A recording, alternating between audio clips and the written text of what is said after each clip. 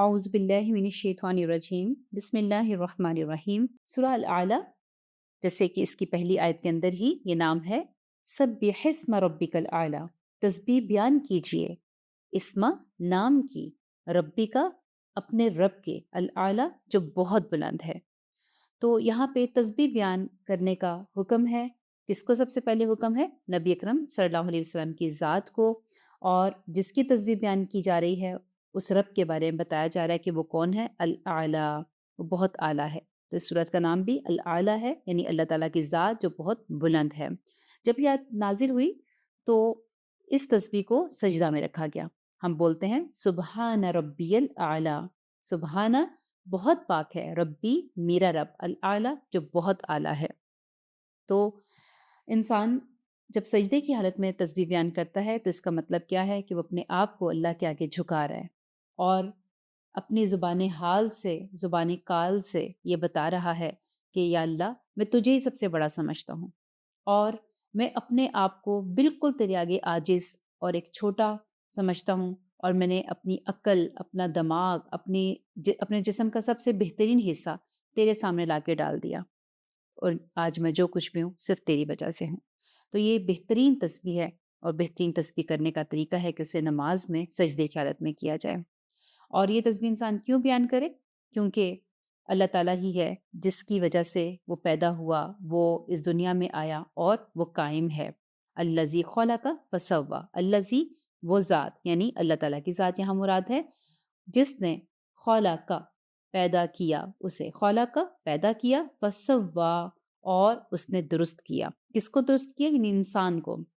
فسوی ایک بہت پرفیکٹ لفظ ہے جس کے اندر ہر چیز آتی ہے۔ تسویہ کہتے ہیں کہ نوک پلک تک درست کرنا، ہر چیز بالکل پرفیکٹ طریقے سے بنانا۔ تو اللہ تعالیٰ کے لیے جب یہ لفظ آئے اور خصوصاً انسان کی تخلیق کے لیے آیا، تو اس میں کیا ہے کہ انسان کو ویسا بنایا جیسا کہ اسے ہونا چاہیے تھا۔ ان کو انسان کو ہر طرح کی صلاحیت دے کے بھیجا، اسے اس کے ایک ایک اعضاء کو جو ہے وہ درست کیا اور اس کو کام کرنے کے قابل بنایا۔ پھر فرمایا کہ والذی وہ ذات جس نے قدر، قدر اندازہ کیا، فہدا پھر اس نے ہدایت بخشی۔ یہاں پہ قدرہ کا لفظ جو ہے یہ دو معنی میں استعمال ہوا ہے۔ ایک تو اندازہ کیا، اور جب یہ قدرہ کا لفظ اللہ تعالیٰ کے لیے استعمال ہوتا ہے اندازہ کرنے کے لیے، تو اس کا یہ مطلب نہیں ہوتا کہ اندازہ جس کا کبھی ٹھیک بھی ہو سکتا ہے کبھی غلط بھی ہو سکتا ہے، بلکہ اس سے مراد پرفیکٹ، یعنی کسی چیز کو بالکل ٹھیک اندازے کے مطابق ٹھیک طریقے سے اس جگہ پر فٹ کرنا، رکھنا، یعنی کوئی بھی جس میں عیب نہ ہو۔ تو اس نے ہمیں جس طریقے سے بنایا اس کا وہ اندازہ بھی بالکل ٹھیک، جس طریقے سے جو چیز جہاں پر ہونی چاہیے، اور پھر اسی طرح سے جو تقدیر مقرر کی اس نے، ہر انسان کی تقدیر اللہ تعالیٰ کی طرف سے جو بنائی گئی ہے، تو انسان کو وہ مواقع دیے گئے ہیں کہ اس نے کس جگہ پر رہ کے کس طرح کا رول پلے کرنا ہے اس دنیا میں۔ تو قدرہ، اور پھر فہدا، اور پھر اس رول پلے کرنے کے لیے اسے ہدایت بھی بخش دی۔ ایک ہدایت کا مطلب وہ ہے جو جنرلی سب کو ملی ہے، یعنی رب کی پہچان، کہ وہ رب کون ہے، اور ہم دنیا میں کیوں آئے ہیں، ہمارا مقصد، اور ہمیں کہاں واپس جانا ہے۔ تو ایک تو یہ ہدایت ہے۔ پھر دوسرا، ہر انسان چونکہ دوسرے انسان سے مختلف ہے، کسی کو مرد بنایا، کسی کو عورت بنایا، پھر ان کو ڈفرینٹ طرح کی صلاحیتیں بخشی، تو ہر انسان دنیا میں آ کے اپنے حصے کا کوئی خاص کام کر کے جاتا ہے۔ لیکن کچھ لوگ ایسے بھی ہوتے ہیں جو کہ نہ تو اپنا اس جنرلی مقصد جو ہے، جو وہ دنیا میں کیوں آئے، نہ وہ پہچان پاتے ہیں، نہ اپنے آپ کو پہچان پاتے ہیں کہ ان کے اندر کون کون سے جوہر ہیں، کیا کیا صلاحیتیں ہیں، اور ان کو مکمل طور پہ اچھے طریقے سے استعمال کیے بغیر ہی دنیا سے چلے جاتے ہیں۔ تو یہ بہت بدبختی ہے کہ انسان جو ہے وہ ان چیزوں سے فائدہ اٹھائے بغیر، ان چیزوں کو آگے دیے بغیر، اپنی ذات سے دوسروں کو فائدہ دیے بغیر چلا جائے۔ تو اس لیے اپنے آپ کو ضرور دیکھنا چاہیے ہر انسان کو کہ اللہ تعالیٰ نے اس کو کیا بخشا ہے، کیا دیا ہے، اسے کس خاص مقصد کے لیے بنایا ہے، اس سے کون سا خاص کام لینا ہے، اور اس کے لیے اللہ تعالیٰ سے دعا بھی کرنی چاہیے کہ اللہ مجھے وہ دکھا، میں وہ کام کر سکوں، میری جو صلاحیتیں ہیں وہ ٹھیک جگہ پر لگ سکیں جیسا تو چاہتا ہے۔ تو اللہ تعالیٰ جو ہے جس نے ہر ایک کو ہدایت بخشی کام کرنے کی، اور پھر اس سے وہ ہم ہدایت طلب بھی کریں۔ پھر فرمایا والذی اخرج المرعی، والذی وہ ذات جس نے، یعنی اللہ تعالیٰ کی ذات جس نے اخرجا نکالا، کیا نکالا؟ المرعی چارہ۔ اخرجا، خرجا کا مطلب یہ روٹ ورڈ بھی اس کا خرجا ہی ہے، اور خرجا کا مطلب ہوتا ہے خود نکلنا، ٹھیک ہے؟ لیکن جب اس کے پیچھے لفظ آ جاتا ہے الف، اور اس طرح سے یہ یعنی جزم آگے آ گئی، اور اخرجا یہ جو اس طرح کا لفظ بنتا ہے اخرجا، تو اس کا مطلب ہے کسی کا کسی دوسری چیز کو نکالنا، خود نہیں نکلنا بلکہ دوسری چیز کو، اسی لیے اخرجا کا ترجمہ ہم کیا کہتے ہیں؟ نکالا۔ تو یہ چھوٹی چھوٹی چیزیں ساتھ ساتھ کانوں سے ٹکرا لیں کہ اس سے انسان کو تھوڑی انڈرسٹینڈنگ میں اضافہ ہوتا ہے کہ اخرجا نکالا کیا ہے؟ کیا نکالا؟ المرعا چارہ، چارہ ہر زمین کی جو نکلنے والی چیز ہے، جس جو روئیدگی ہے، جو سبزہ ہے، جو انسانوں اور جانوروں کی خوراک کا ذریعہ ہے، ایک مین جو ہے وہ جو زمین سے ہم حاصل کرتے ہیں، اس کو اس میں پھل فروٹ سبزی دالیں ہر طرح کی چیزیں جو ہے وہ اس میں آ جائیں گی جو زمین ہمیں دیتی ہے، تو اس کے لیے مرعا کا لفظ استعمال کیا گیا۔ اب یہ مرعا کا لفظ بھی بڑے زبردست ہے۔ مرعا جو ہے اس کا روٹ ورڈ ہے رے، عین اور چھوٹی اے، اور رعا کا لغوی معنی ہوتا ہے کسی کی حفاظت کرنا، نگرانی کرنا، نگہداشت کرنا۔ اور اس حساب سے آپ دیکھیں تو یہ لفظ ہم اردو میں بھی استعمال کرتے ہیں، رویت، رویت، رویت یعنی رعایا۔ کسی بادشاہ کی رعایا کو رعایا کیوں کہا جاتا ہے؟ کیونکہ بادشاہ کی ذمہ داری ہے کہ ان کی حفاظت اور نگرانی کرے، اور اسی طرح سے رویت جو ہے وہ عوام کو کہتے ہیں، جو عوام الناس ہوتے ہیں وہ اپنے بادشاہ کے لیے، اپنی حکومت کے لیے رویت ہو جاتے ہیں۔ اسی طرح گھر کے اندر جو رہنے والے لوگ ہیں وہ اپنے پیرنٹس کی رویت ہوتے ہیں کہ پیرنٹس کا کام ہے کہ وہ ان کی ذمہ داری کہ ان کا خیال کریں۔ تو اب اس لفظ کو اگر آپ ذہن میں رکھیں کہ دشمن سے بھی حفاظت، کسی خراب چیز سے حفاظت، اس کی نگرانی، اس کی نگہداشت، اس کی اچھی تربیت، اس کے لیے کھانا پانی، اس کی جو بنیادی ضروریات زندگی ہے وہ پرووائڈ کرنا، یہ سب کیا آ جائے گا؟ ایک رائی کا کام ہے۔ تو اسی سے پھر جو اس کے انڈر لوگ ہیں ان کو کیا کہا جائے گا؟ رویت۔ اس سے اب لفظ مرعا کو دیکھیے، تو مرعا یہاں پہ چارے کے لیے آیا ہے۔ تو چونکہ زندگی کی حفاظت بھی حفاظت میں آتی ہے، تو اللہ تعالیٰ کے ذمہ، اللہ نے اپنے ذمہ کیا لیا کہ میں ہوں رازق، میں ہوں، میں نے تمہیں پیدا کیا اور میں ہی تمہیں آگے پروان چڑھاؤں گا، میں ہی تمہیں نشو و نما دوں گا، اور تمہاری زندگی کی حفاظت، تمہارا سروائیول، تمہارا اس دنیا میں رہنا، پروان چڑھنا، نشو و نما پانا، یہ میرے ذمہ ہے۔ لہٰذا اس کے لیے اللہ نے کیا کیا؟ مرعا، چارہ۔ اب چارہ جسٹ ہم جب اردو میں چارہ کا لفظ استعمال کرتے ہیں تو ہمارے ذہن میں صرف وہ گھاس پھوس آتی ہے، نہیں، اس کا مطلب کیا ہے کہ اللہ تعالیٰ نے زمین کے میں اندر وہ صلاحیت پیدا کر دی کہ جس سے انسان جو ہے وہ ان کی زندگی کی حفاظت ہو سکے، وہ سروائیو کر سکیں، ان کے لیے کھانا پینا، ان کے لیے رزق جو ہے وہ فراہم ہو سکے۔ تو یہ ایک بہت بڑی صفت ہے اللہ تعالیٰ کی، اسی لیے اللہ تعالیٰ نے اس کو بطور نشانی یہاں پہ بیان کیا کہ اور وہ ذات جس نے نکالا چارہ، یعنی انسان کو بنیادی ضرورتیں زندگی پرووائڈ کی۔ اب اس کو انسان فور گرانٹیڈ نہ لے کہ اچھا وہ سب جو اگتا جا رہا ہے وہ تازہ بتازہ وہ چیزیں جو آتی جا رہی ہیں، بلکہ وہ ذات ہے جو یہ سب کچھ کر رہا ہے، اور وہ جب چاہتا ہے تو پھر کیا کر دیتا ہے؟ فَجَعَلَهُ غُثَاءً أَحْوَىٰ، فَجَعَلَهُ بس جعل، اس نے بنا دیا ہو اس کو، کس کو؟ اس چارہ کو، مرعا کو، کیا؟ غُثَاءً کوڑا کرکٹ، احوا سیاہ۔ اس کا مطلب یہ ہے، یہ بھی ایک پروسیس کی طرف پھر اللہ تعالیٰ، یعنی جہاں پہ چینج آئے گا، جہاں پروسیس والی بات ہوگی، وہاں اللہ تعالیٰ غور و فکر کی دعوت دیتے ہیں۔ اور یہ زبردست چیز ہے، کیوں؟ کیونکہ انسان جب کسی چیز میں چینج دیکھتا ہے تو پھر وہ سوچتا ہے کہ اچھا جی یہ پروسیس کیوں ہوا؟ یہ کوئی چیز جو ہے وہ پیدا ہوئی، بڑی ہری بھری تھی، تازہ تھی، اس کے بعد کیا باسی ہونا شروع ہوئی، خراب ہونا شروع ہوئی، پھر اس کے اوپر ایک کیمیکل ریئیکشن وہ جو پڑے پڑے پڑے، اس کے بعد کیا ہوا کہ وہ بالکل ایک کوڑا کرکٹ میں تبدیل ہو گئی اور وہ بالکل سیاہ ہو گئی۔ تو یہ چیزیں ہم یہاں دیکھ رہے ہیں۔ تو یہ کیوں دکھایا گیا؟ کہ کوئی ہے جو کر رہا ہے، کسی کی وجہ سے چیزیں قائم ہیں، اور ہر ایک چیز کو ایک فنا ہے، ہر ایک چیز کا ایک ڈکلائن ہے۔ تو اسی طرح سے انسان کا بھی ایک ڈکلائن ہے۔ اب یہاں پہ غصہ کا لفظ کو تھوڑا سا دیکھ لیجئے، یہ تھوڑے سے مشکل لفظ ہیں، ان کو سمجھ لیجئے۔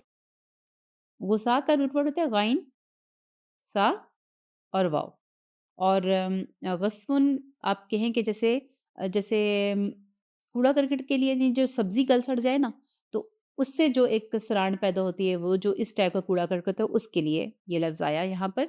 اور احوا پھر جس وقت وہ بہت زیادہ ہی گل سڑ جائے تو وہ پھر سیاہی مائل ہو جائے، اور اس کا روٹ ورڈ ہوتا ہے جو احوا ہے واؤ یہ، ہے واؤ چھوٹی یہ، اور اس کا مطلب بھی وہ کالا رنگ، یعنی جو کہ کسی چیز کے گلے سڑنے کے بعد پیدا ہوتا ہے۔ ہم جیسے دیکھتے ہیں نا دھنیا، خاص طور پہ پالک، ساگ، اس ٹائپ کی چیزیں جو گرین پتوں والی ہوتی ہیں وہ جب گلتی سڑتی ہیں تو اس کے لیے جو کلر آتا ہے ایک بلیک سا، تو اس کی طرف اشارہ ہے۔ اور یہاں اس پروسیس کو اس لیے بھی بتایا گیا کہ یہی چیزیں جب گل سڑ جاتی ہیں تو گلنے سڑنے کے بعد وہ ایک کیمیکل، ایک مطلب ایک دھات، وہ کیا اسے کہتے ہیں، جو کھاد بن جاتی ہیں۔ کھاد بننے کے بعد وہ جو گلی سڑی چیز تھی وہ پھر ریسائیکل ہو کے وہ کام آ گئی۔ جیسے ایون جانوروں کا فضلہ تک جو ہے وہ ایک، یعنی اللہ تعالیٰ نے جو بھی چیزیں بنائی ہیں وہ اٹ سیلف پھر آپ دیکھیں کہ خراب ہونے کے بعد بھی کچھ نہ کچھ بینیفٹ دے رہی ہے، یعنی کہ ایک سائیکل چل رہا ہے ایک لائف کا پورا۔ جو جانوروں کا فضلہ ہے وہ بھی کھاد بن جاتا ہے، اور اس سے ایندھن کا، لوگ بھی گاؤں میں آج بھی ان سے ایندھن کا کام لیا جاتا ہے، اور پھر اسی طرح سے جو سبزی یا اس طرح کی جو گل سڑ جاتی ہیں تو وہ کھاد بنا کے پھر اگلی جو پروڈکٹ آتی ہے وہ زبردست قسم کی، اس میں دوبارہ سے آپ دیکھتے ہیں کہ تازہ ہو کے وہ پھر دوبارہ سے بیج ڈالتے ہیں اور کو کھوپلے بن کے ایک چیز نکلتی ہے۔ تو یہ ایک پورا سسٹم ہے، اور اس سسٹم کو اس لیے بار بار ذکر کیا جا رہا ہے کہ اس کو چلانے والا کوئی ہے، بس اس کو پہچانو، اصل میں یہ مطلوب ہے۔ آگے کیا فرمایا کہ سنقرئک فلا تنسا، سنقرئک، سا کا مطلب ہوتا ہے ان قریب، اور جب یہ لفظ سا یا سوفا لگ جائے تو میں نے آپ کو بتایا تھا کہ آپ فیوچر ٹینس میں اس کا ترجمہ کریں گے۔ تو سا ان قریب، نقرئک، تو یہ جو نون شروع میں لگا ہوا ہے اس کا ترجمہ ہم ہے، اور قرأ کا لفظ یہاں پہ آپ دیکھ رہے ہیں روٹ ورڈ میں، قرأ پڑھنے کے میننگ میں آتا ہے، قاف رے حمزہ، اور کا آپ کو، تو ایک ہی آپ دیکھیں چھوٹے سے اس میں لفظ میں کتنے الفاظ آگے، عنقریب ہم پڑھا دیں گے آپ کو، تو یہ یہاں تک اس کا ترجمہ بن رہا ہے۔ اور فلا، فا پس لا نہیں، پھر نہیں، تنسا آپ بھولیں گے۔ اب یہ بات کیا کی گئی، چونکہ وہی نازل ہو رہی تھی، اور اللہ تعالیٰ نے جیسے انسانیت کی بقا کے لیے اس کو کھانا پینا مہیا کیا تاکہ وہ سروائیو کر سکے، تو اسی طرح سے انسان کو اس کا مقصد دینے کے لیے کہ وہ دنیا میں آیا کیوں، وہ کیا کرے، تو اس کے لیے پھر اس سروائیول کے لیے اس کے اخلاق، کردار، معاملات، ان سب چیزوں کے لیے کیا پرووائڈ کیا، وہی۔ اور جب وہی آ رہی تھی تو ظاہری بات ہے کہ اس کو اخذ کرنے والا کون تھا، سب سے پہلے نبی اکرم صلی اللہ علیہ وسلم کی ذات۔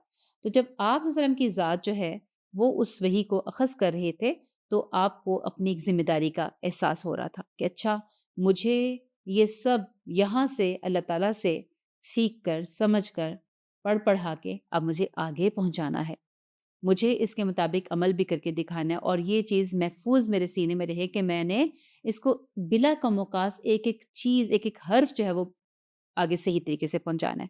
تو یہ جو آپ کو ایک ذمہ داری کا ایک احساس تھا، تو آپ کیا کرتے تھے کہ جب حضرت جبرائیل علیہ السلام آپ کے پاس آتے وہی لے کر، تو وہ ابھی وہی مکمل کر ہی رہے ہوتے کہ آپ ان کے پیچھے سے دہرانا شروع کر دیتے کہ مجھے کہیں بھول نہ جائے۔ تو اللہ تعالیٰ نے آپ کو ایزی کیا، آسانی دی، اور اللہ تعالیٰ نے کیا فرمایا کہ ایسا نہیں ہے کہ آپ کو بہت زیادہ رٹے لگانے کی اس کی ضرورت ہے، یا آپ کو بہت دہرائیں گے تو آپ کو یہ معجزہ ہے، قرآن خود بھی ایک معجزہ ہے، اور نبی صلی اللہ علیہ وسلم کو پہلے مرحلے پر اس طرح سے اس چیز کو ازبر کرا دیا گیا کہ آپ کبھی بھی اس کو بھول نہ سکیں۔ تو یہاں پہ آپ دیکھتے ہیں کہ اللہ تعالیٰ نے تسلی دی کہ ہم اس کو پڑھا دیں گے۔ اب پڑھا دیں گے میں قرأ کا جو لفظ ہم دیکھ رہے تھے، قرأ جو ہے اس کے دو معنی ہوتے ہیں، ایک ہوتا ہے جمع کرنا، اور ایک ہوتا ہے اس کو پڑھنا، بیان کرنا۔ تو اب جمع کرنے کے لحاظ سے مراد کیا ہے کہ آپ کے سینے میں محفوظ کر دیں گے، محفوظ کر دینا سینے میں نبی اکرم صلی اللہ علیہ وسلم کے دل میں، یا اس کو حفظ کرا دینا، یہ کس کا کام ہے؟ اللہ کا کام ہے۔ اور پھر آگے بغیر کسی کم و کاز، بغیر غلطی کے پڑھ کے سنا دینا یا سنوانے کی صلاحیت دینا، یہ بھی اللہ کا کام ہے۔ لہٰذا اللہ تعالیٰ نے یہ ہولی سولی ذمہ داری اپنے اوپر رکھی۔ ہم دیکھتے ہیں کہ قرآن پاک کے لیے ایک جو آیت آتی ہے، بڑی ہی خوبصورت آیت، کہ اِنَّا نَحْنُ نَزَّلْنَا الذِّکْرَ، وَإِنَّ لَهُ لَحَافِظُونَ، کہ ہم نے ہی اس ذکر کو، اس قرآن کو نازل کیا اور ہم ہی اس کی حفاظت کریں گے۔ اور اس کی حفاظت کا پہلا مرحلہ کیا ہے کہ نبی اکرم صلی اللہ علیہ وسلم جو ہے وہ اس کو نہ بھولیں اور ان کے دل میں یہ جمع ہو، بہترین طریقے سے آپ اس کو ابزارو کر سکیں اپنے اندر اور پھر اس کو آگے پہنچا سکیں۔ تو یہ کام، یہ ذمہ داری اللہ تعالیٰ نے اپنے اوپر لی اور نبی صلی اللہ علیہ وسلم کو ریلیکس کیا کہ آپ اس میں پریشان نہ ہوں اور آپ جو ہے وہ اس کو نہیں بھولیں گے۔ فلا تنسا کا لفظ آپ دیکھ رہے ہیں کہ نسیہ سے نون سین چھوٹی ہے اور نسیہ کا مطلب ہوتا ہے بھولنا، اب بھول جانا۔ تو نسیان کا لفظ اردو میں بھی ہم اس سے استعمال کرتے ہیں کہ ہم آپ کو پڑھا دیں گے لہٰذا آپ اس کو بھولیں گے نہیں۔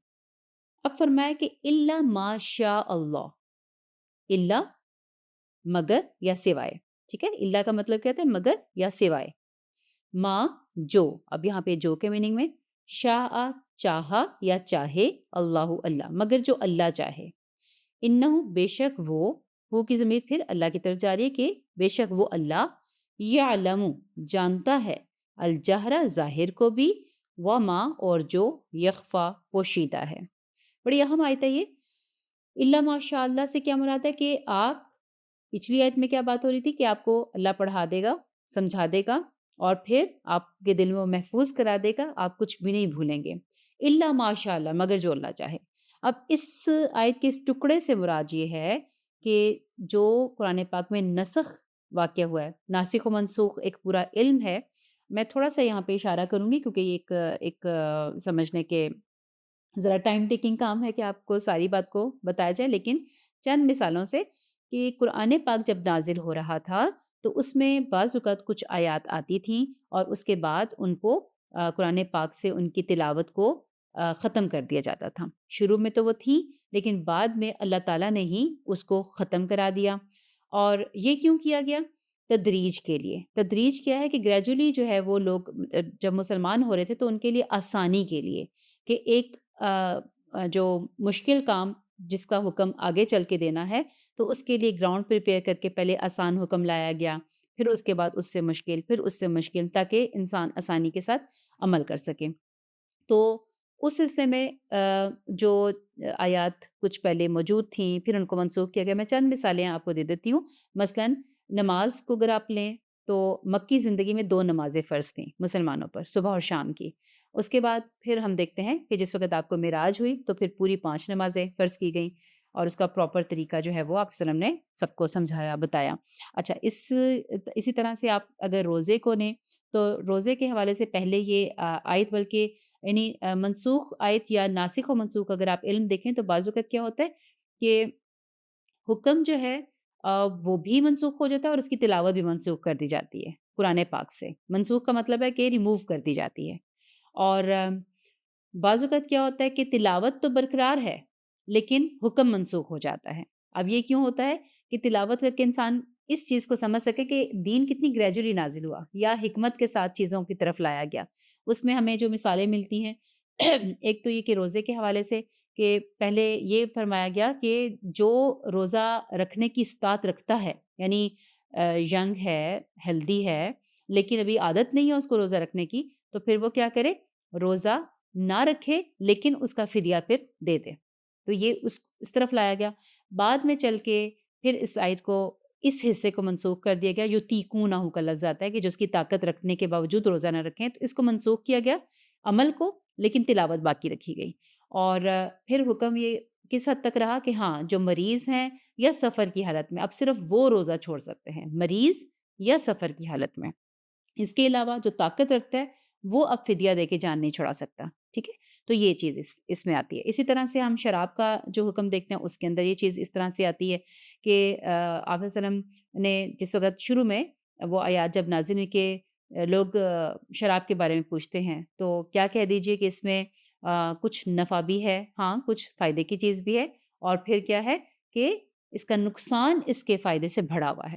تو فائدہ کیا کہ جیسے وقتی طور پہ انسان بالکل اس اسٹیٹ آف مائنڈ میں چلا جاتا ہے کہ آپ اپنے غم کو بھول جاتے ہیں، آپ اپنی ذمہ داریوں کو بھول جاتے ہیں، آپ ایک ریلیکس موڈ میں چلے جاتے ہیں، لیکن وہ وقتی آپ کو ایک فائدہ ہوتا ہے، یا اس کی خرید و فروخت سے جو آپ کو تھوڑا-سا وقتی طور پہ جو پیسے یا حرام کا ہی وہ فی الحال تو مطلب ظاہری بات ہے اب اسلام کے بعد تو ہم اس کو یہی کہیں گے کہ وہ پیسہ جو انسان کو اس کاروبار سے حاصل ہوتا ہے وہ غلط ہے، لیکن ایک وقتی فائدہ تو ہو گیا نا۔ تو اللہ تعالیٰ نے کیا شروع میں لایا کہ اس کے کچھ نفع ہیں لیکن نقصان زیادہ ہے۔ پھر آہستہ آہستہ کرتے کیا کیا گیا کہ شراب کو مکمل طور پہ حرام کیا گیا، اور پھر اس وقت ہم دیکھتے ہیں کہ مسلمان اس قابل ہو گئے تھے کہ جس وقت یہ حکم آیا کہ اب بالکل شراب حرام ہے، تو اس وقت کیا ہم نے دیکھا، تاریخ نے دیکھا کہ مسلمانوں نے اپنے اس طرح سے جو ہے وہ بہائی شراب کے، جیسے اس کی مدینہ کے نالے جو ہے وہ بہہ پڑے تھے، یہ بہت ہمیں ملتا ہے، جس کے منہ سے لگی ہوئی تھی اس نے منہ سے بھی اتار دی۔ مطلب یہ کہ اللہ تعالیٰ نے انسان کے اندر پہلے تقویٰ پیدا کیا اور پھر اس کے بعد انسان کے لیے عمل کرنا آسان ہو گیا۔ تو بہت سی مثالیں ملتی ہیں۔ اسی طرح حضرت عائشہ رضی اللہ عنہا کہتی ہیں وہ جو رجم کی مثال ہے، جس میں وہ کہتی ہیں کہ یہ آیت ہم پہلے تلاوت کیا کرتے تھے لیکن اب تلاوت نہیں کرتے، جس کا حکم باقی ہے۔ کون سی؟ کہ الشیخ والشیخہ اذا زاناہما، کچھ اس طرح سے وہ آیت ہے کہ جب شادی شدہ مرد اور شادی شدہ عورت وہ اگر زنا کریں گے تو ان کے لیے پھر رجم کی سزا ہے۔ تو اس حکم کو تو باقی رکھا گیا، لیکن تلاوت جو ہے وہ اس سے منسوخ کر دی گئی، یعنی اب تلاوت میں ہم یہ آیت نہیں پڑھتے ہیں، قرآن پاک میں یہ آیت تلاوت کے طور پہ موجود نہیں ہے، لیکن حدیث میں ضرور موجود ہے۔ حدیث میں یہ سارا واقعہ، یہ جو پورا یعنی یہ ہے کیا سسٹم ہے یا یہ کیا قانون ہے وہ بتایا گیا ہے۔ تو یہ چند مثالیں میں نے آپ کے سامنے رکھی کہ الا ماشاء اللہ سے مراد کیا، یعنی کہ انسان کو کنفیوز نہ ہو کہ الا ماشاء اللہ جو ہے یہ جو لفظ استعمال ہو، اس کا مطلب یہ ہے کہ اچھا مطلب کچھ بھول بھی گئے تھے آپ یا اللہ نے کچھ بھلا بھی دیا، نہیں، یہ تدریج حکمت کے ساتھ احکامات اللہ تعالیٰ نے خود ہی دیے کہ اب یہ اور اب یہ اور اب یہ، اور آپ وسلم ایز اٹ از ہم تک پہنچاتے گئے۔ اچھا، ایک اس میں سوال آپ کے ذہن میں آ سکتا ہے کہ اچھا آج بھی پھر ہم یہی کریں، آج ہم دین پہ عمل کرنا چاہتے ہیں تو کیوں نہ، اب نماز تو ہم شروع میں پڑھتے نہیں تھے، تو پھر پہلے ہم ایک نماز شروع کریں، پھر دو نماز شروع کریں، اور پھر اس کے بعد 5 نمازیں شروع کریں، یا ہم روزے کی بات کرتے ہیں، یا ہم شراب کی بات کرتے ہیں، کوئی نیو مسلم ہوتا ہے، کوئی نان مسلم سے مسلمان ہوتا ہے، ریورٹ ہوتا ہے، تو پھر وہ یہ کہے کہ اچھا میں جو ہے وہ پہلے اب شراب کو پہلے کچھ عرصہ پیتا رہوں، پھر اس کو کم کر دوں، پھر اسے، تو اب کیا ہوگا؟ کیا اب بھی اسی طرح سے تدریج سے یہ احکامات آئیں گے؟ نہیں۔ کیوں؟ اس کی ریزن یہ ہے کہ آج جب بھی کوئی اسلام کو اختیار کرنا چاہے گا تو وہ پہلے سے اسلام کو جانتا ہے کہ اسلام اس چیز کا نام ہے۔ اسلام لائیں گے تو کلمہ طیبہ توحید پر آنا ہوگا، ایک خدا کو ماننا ہوگا، اس کے بعد اس کے احکامات ماننے ہوں گے، نمازیں 5 پڑھنی ہوں گی، روزے بھی رکھنے ہوں گے، اور شراب بھی چھوڑنی ہوگی، آپ کو ہر حرام کام، آپ کو سور کا گوشت چھوڑنا ہوگا۔ یہ یعنی جو نان مسلم ہیں ان کو یہ پتہ ہوتا ہے کہ ہم اسلام کی طرف آ رہے ہیں، تو یہ، اور اس میں سے میں چونکہ بہت زیادہ ریورٹ سٹوریز کو پڑھتی سنتی دیکھتی ہوں، تو اس میں یہ چیز مجھے بہت اچھی بھی لگتی ہے کہ جو شعوری طور پہ مسلمان ہونا چاہ رہا ہوتا ہے، تو جب اس کا ذہن بن ہی رہا ہوتا ہے تو وہ اس چیز کی پریکٹس شروع کر دیتا ہے۔ کتنے لوگوں نے مطلب یہ چیز کہی کہ ہم نے اپنے آپ کو ہم نے روزہ رکھنا شروع کیا، کیا ہم مسلمان ہونے کے بعد اس کو رکھ سکیں گے کہ نہیں؟ ہم نے اپنی جو شراب تھی، شراب نوشی کو کم کر دیا، اور پھر ہم نے کہا کہ چونکہ ہم مسلمان ہونے کا ارادہ رکھتے ہیں تو اس وقت تک ہم تھوڑا اپنے آپ کو بیٹر کر لیں۔ تو مطلب جب وہ سیکھ ہی رہے ہوتے ہیں، جب ان کا دل مائل ہو رہا ہوتا ہے تو ساتھ ہی پریکٹس بھی شروع کر دیتے ہیں، اور بہت سے لوگوں نے یہ بات کی۔ بہرحال اگر اسلام وہ نہیں بھی کرتے تب بھی مسلمان ہونے والے انسان کے سامنے اب دین پورے کا پورا سامنے موجود ہے۔ اسے پتہ ہے کہ میں جس چیز کی طرف جا رہا ہوں، میں جس چیز میں قدم رکھنے لگا ہوں، تو وہ مجھے اب کرنا ہے۔ کیوں؟ اس کی دلیل کہاں سے ملتی ہے کہ ادخلوا فی السلم کافہ، قرآن پاک میں یہ فرمایا گیا کہ اسلام میں پورے کے پورے داخل ہو جاؤ۔ تو اب آدھے پونے نہیں داخل ہو سکتے، اور پھر یہ کوسچن ان لوگوں کے لیے بھی ہے جو بائی برتھ مسلمان ہیں، لیکن وہ کیا کرتے ہیں، وہ کہتے ہیں کہ نہیں نہیں کوئی بات نہیں، اللہ غفور رحیم ہے، لہٰذا کوئی بھی عمل نہ کرو۔ تو اس کے لیے اپنے آپ کو سب سے پہلے قرآن پاک سے جوڑنا ہوگا۔ یہ قرآن ہی انشاءاللہ انسان کو وہ تقویٰ دے گا، وہ معاملات، وہ سب کام کرنے آسان ہو جائیں گے۔ اس کے لیے پھر اللہ تعالیٰ سے توفیق مانگنی چاہیے، اور اگر انسان پھر بھی وہ نہ کر پا رہا ہو تو اسے کیا کرنا چاہیے؟ اسے اپنے آپ کو یعنی اللہ تعالیٰ سے توفیق مانگتے ہوئے اس بات کی پریکٹس شروع کرنی چاہیے کہ، اور اپنے آپ کو گنہگار سمجھنا چاہیے کہ مطلب میں جو نہیں کر پا رہا اس پہ اللہ تعالیٰ سے وہ روز کی بیس پہ معافی بھی طلب کرے اور توفیق بھی مانگے کہ یا اللہ مجھ سے یہ کروا لے، میں یہ کر سکوں۔ کیونکہ جو انسان شعوری طور پہ مسلمان ہونا شروع ہو جاتا ہے، اس کے دل میں احساس پیدا ہونا شروع ہو جاتا ہے، تو پھر اسے لامحالہ اپنے عمل کی فکر رہتی ہے۔ تو بہرحال یہ بڑی اہم آیت ہے اس لحاظ سے۔ اچھا، جو اس کا اگلا ٹکڑا ہے کہ اِنَّهُ يَعْلَمُ الْجَهْرَ وَمَا يَخْفَى، کہ بے شک وہ جانتا ہے ظاہر کو بھی اور جو پوشیدہ ہے اسے بھی۔ اب یہ آیت کیوں یہاں پہ لائی گئی؟ مطلب یہ جہرا جہرا کو اگر آپ لفظوں کو دیکھیں تو جہر کہتے ہیں ظاہر چیز کو بھی، اور اونچی آواز کو بھی جہر کہتے ہیں۔ جیسے آپ اردو میں کہتے ہیں جہری نماز۔ جہری نماز کون سی ہوتی ہے؟ جو جماعت میں جس میں تلاوت اونچی آواز میں کی جاتی ہے، اور دوسری کون سی ہوتی ہے جو کہ سری نماز ہوتی ہے، یعنی کہ جس میں تلاوت آہستہ آواز میں کی جاتی ہے۔ تو جہر ہو گیا یہاں پہ ظاہر کے میننگ میں ہے، اور اس کا روٹ ورڈ بھی یہ جیم ہے رے، جہر اسی طرح ہی ہے۔ اور وما یخفا، یخفا میں خے فے چھوٹی ہے، اس کا روٹ ورڈ بھی ہے، اور آپ خفیہ کا لفظ ہم اردو میں بھی استعمال کرتے ہیں، پوشیدہ۔ خفیہ چیز کیا ہوتی ہے؟ جو چھپی ہوئی ہوتی ہے، پوشیدہ۔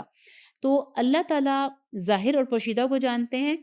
اس کا پچھلی آیت سے کیا تعلق ہے؟ یہاں پہ اگر آپ دیکھیں تو مطلب یہ ہے کہ اللہ تعالیٰ جو آہستہ آہستہ احکامات نازل کر رہے ہیں، پھر کچھ احکامات کو ختم کر دیا جاتا ہے، پھر اس نئے احکامات لائے جاتے ہیں، تو اس کی ریزن کیا ہے کہ اللہ تعالیٰ کو پتہ ہے انسان کیسا ہے، اس کی کیپیسٹی کتنی ہے، وہ کیسے اس کو نیا نیا دین آ رہا ہے، ایک انسانیت کو آپ ایک زبردست پلیٹ فارم پہ لا رہے ہیں، ایک قوانین ان کو دیے جا رہے ہیں، تو اللہ تعالیٰ کو کیسے لے کے چلنا ہے، کیونکہ وہ ظاہر کو بھی جانتا ہے، وہ پوشیدہ کو بھی جانتا ہے، وہ انسان کے اندر تک کو جانتا ہے۔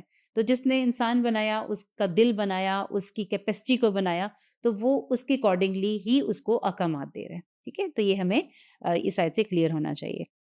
لہٰذا فرمایا وَنُيَسِّرُكَ لِلْيُسْرَىٰ، و اور نُيَسِّرُكَ، نون پھر ہم کے میننگ میں، اور یسرو، یسر آسانی کو کہتے ہیں، اور کا آپ کو، تو اور ترجمہ کیا ہوگا؟ اور ہم آسانی کر دیں گے آپ کے لیے، کیسی؟ لِلْيُسْرَىٰ، آسان راستے کی طرف۔ ٹھیک ہے، اب دو دفعہ پھر یہ لفظ ہے تو اس کا مطلب ہے بہت ہی آسان راستے کی طرف ہم آپ کو آسانی دے دیں گے۔ اب یہ آیت پھر ان پچھلی ساری باتوں کے لیے آئی ہے۔ نمبر ایک کہ آپ پریشان ہو، وہی کا اپنے دل میں جذب کرنا، اس کو محفوظ کرنا، یہ سب ہم آسان کر دیں گے۔ آپ نے ویسے بھی دیکھا کہ انسان کے لیے جب ایک کام جو شروع میں آپ کرتے ہیں، آپ اس کے لیے پریشان ہوتے ہیں، آپ کو مشکل لگتا ہے، لیکن وہ آہستہ آہستہ آپ کے لیے آسان ہو جاتا ہے۔ اللہ تعالیٰ نے انسان کو بنایا ہی ایسا کہ جتنا ہی چیز کو پریکٹس کرتا چلا جاتا ہے، اتنا ہی وہ اس میں ماہر ہوتا چلا جاتا ہے۔ تو ایک تو یہ چیز ہے کہ آپ وسلم پریشان نہ ہو، ہم آپ کو آسان راستے کی طرف آسانی کریں گے۔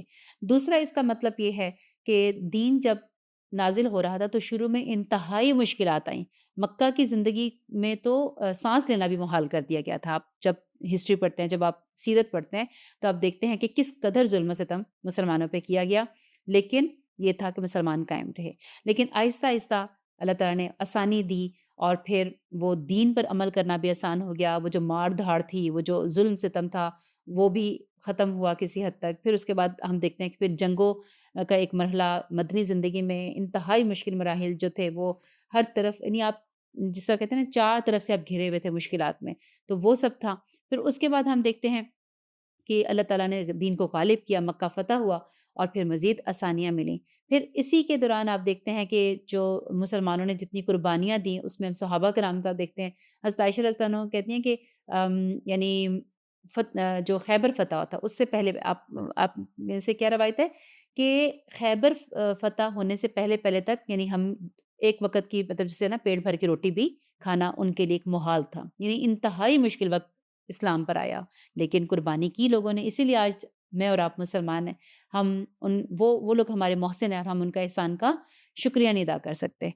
اسی لیے ہم صرف کیا کرتے ہیں، ہم پیارے وسلم پر درود شریف جو پڑھتے ہیں، تو ہم ان کے احسان کو اکنالج کرتے ہیں کہ ان کے ذریعے سے اللہ تعالیٰ نے یہ خیر ہم تک پہنچائی۔ تو اتنی قربانیاں دی گئیں۔ تو وہ کیا فرماتی ہیں کہ خیبر کے بعد وہ دن اچھے آئے کہ جب ہمیں پیٹ بھر کے ہم نے کھانا کھانا شروع کیا۔ تو سبحان اللہ، انہوں نے ہمارے لیے اتنا کیا۔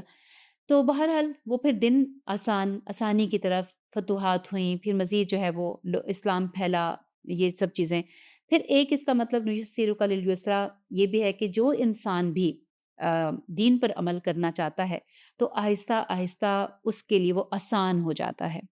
اور انسان کو بنایا ہی اللہ تعالیٰ نے اس طرح سے، انسان کا جسم اس طرح کا ہے کہ جب آپ ایک چیز کو عادی کرنا چاہتے ہیں تو آہستہ-آہستہ وہ عادت ہو جاتی ہے۔ صبح اٹھیں گے، صبح اٹھنا مشکل ہے، فجر پڑھنا مشکل ہے، لیکن چند دن پریکٹس کریں گے تو آرام سے آنکھ کھلنا شروع ہو جائے گی۔ اسی طرح سے روزہ رکھنا پہلے دن مشکل ہوگا، دوسرے دن مشکل ہوگا، لیکن آہستہ-آہستہ روٹین بنے گی کہ آپ کے لیے وہ آسان ہو جائے گا۔ اور ہر عمل کو لے لیں، ہر چیز کو لے لیں، اس پہ پرکھ لیں، تو انسان جو ہے وہ آہستہ-آہستہ وہ کر ہی لیتا ہے۔ تو اللہ تعالیٰ ہی جو ہے وہ رستوں کو آسان بناتے ہیں، دین کا رستہ بھی اسی نے آسان بنانا ہے، اس کی توفیق بھی اس نے دینی ہے۔ لہٰذا پہلے مرحلے پہ نبی صلی اللہ علیہ وسلم کے لیے یہ بات کہی گئی اور پھر ہم سب کے لیے کہی گئی کہ وَنُيَسِّرُكَ لِلْيُسْرَىٰ، ہم آپ کو آسان رستے کی طرف آسانی دیں گے۔ اور جب آپ کسی مشکل سے گزر رہے ہوتے ہیں تو آپ کو تسلی آ جائے، آپ کو کوئی تسلی دے دے کہ یہ بہت آسان ہو جائے گا تو انسان جو ہے وہ خوش ہو جاتا ہے۔ وہ کہتا ہے کہ چلو الحمدللہ آگے چل کے آسانیاں آ جائیں گی۔ تو آپ کے اندر ایک ہوپ پیدا ہوتی ہے۔ تو اللہ تعالیٰ نے انسان کو ہوپ کے اندر رکھا کہ وہ اپنے آپ سے بھی مایوس نہ ہو اور وہ بس عمل کرتا چلا جائے۔ تو اللہ تعالیٰ اس کے لیے آسان کر دیں کہ اللہ تعالیٰ ہمارے لیے یہ سیکھنا بھی آسان کر دیں، اس قرآن پاک کو سیکھنا، اخذ کرنا، اس کو سمجھنا آسان کر دیں اور اس پر عمل کرنا آسان فرما دیں۔ آمین ثم آمین۔ سبحانک اللہم و بحمدک نشہد ان لا الہ الا انت نستغفرک و نتوب الیک۔ السلام علیکم و رحمۃ اللہ وبرکاتہ۔